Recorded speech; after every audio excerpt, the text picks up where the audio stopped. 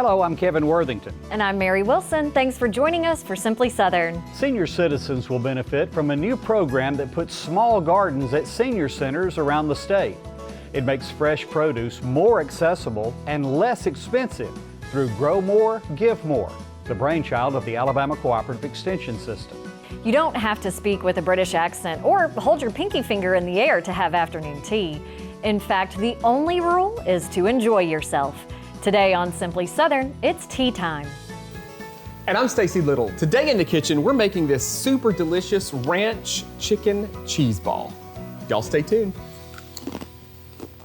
If you're a person of a certain age, you may be familiar with the term deadhead. But the story we're about to tell you about has nothing to do with a certain rock and roll group. And unlike most of our stories, it does not take place in Alabama, but it's close enough that we can still call it Simply Southern. This week we're off to northern Florida on a treasure hunt of sorts.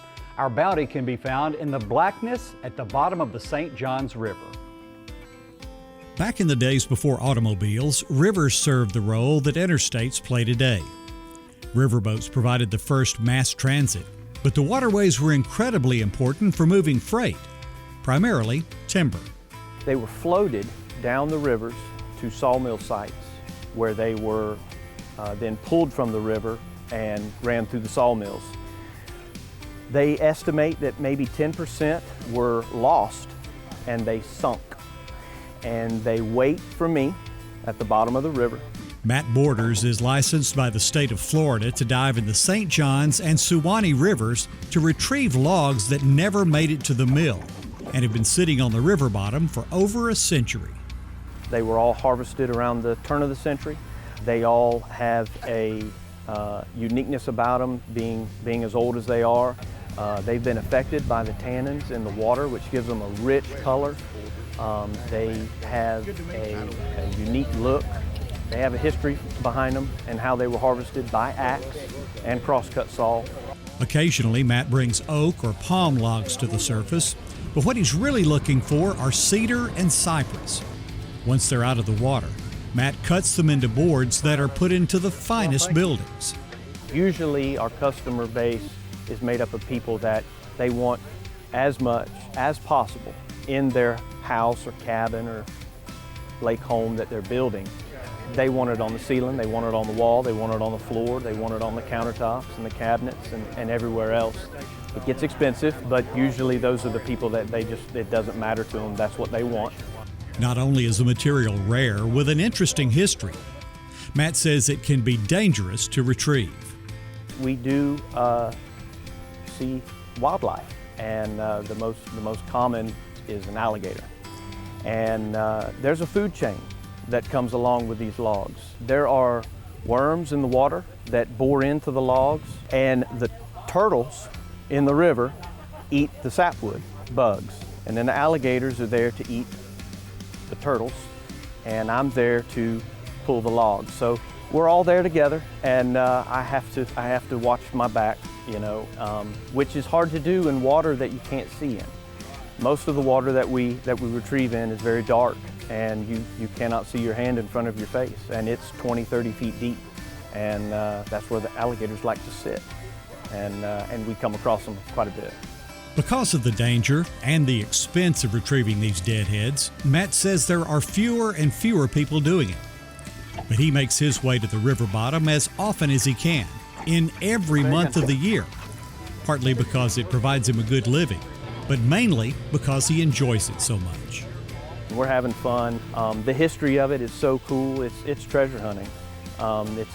It's not like anything else, really. It's a lot of enjoyment. Besides the wildlife that Matt mentioned there, he often runs into ropes and a lot of fishing line on these logs that can pose a danger of getting tangled in them.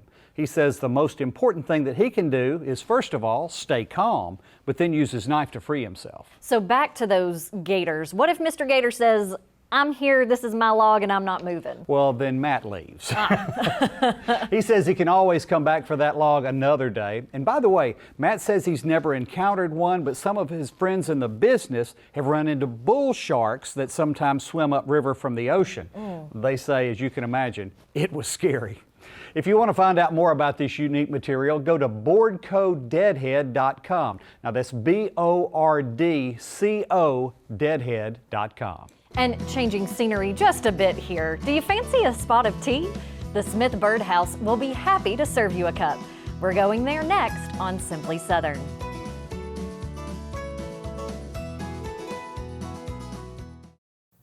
Insurance and the related terminology can be overwhelming, but we're here to help.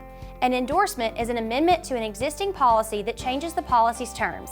It can be added at the time of purchase, midterm, or at renewal and may affect your premium. Declaration pages are policy statements that include summaries of coverages and limits. They're included in most renewal packets. If you have questions about insurance terminology, contact your local Alpha agent. These Alpha Insights are proudly presented by Alpha Insurance. No matter the herd you tend to, or the type of seeds you sow, Farm Bureau Bank understands the lifestyle and financial needs of our neighbors. We're here to help grow traditions, give back to agricultural communities, and offer financial convenience for your unique way of life. Whether it's personal or business, we are committed to serving you and your financial needs. Please give us a call and we'll get started today. A farmer has to live on faith. We do all we can do, but we can only control so much. Alabama is the second largest poultry growing state in the nation, so we're trying our best to grow all the corn we can for that. What we produce not only feeds and clothes all of the United States, but about half of what we make goes on to the world market. We've been able to improve yields, have some things that can help us produce a better crop. I'm proud of the product we make and proud that I can say I'm an Alabama farmer. In the heart of Alabama, where communities thrive and families flourish, there's a trusted partner with practical solutions for a better world. Alabama Extension equips farmers in the field and supports health in the home. Our experts extend knowledge and improve lives. We're growing food for our community right here in the city. We're gaining the confidence to become the leaders of tomorrow. We're here to help you grow and succeed in all aspects of life. Discover Alabama Extension at aces.edu.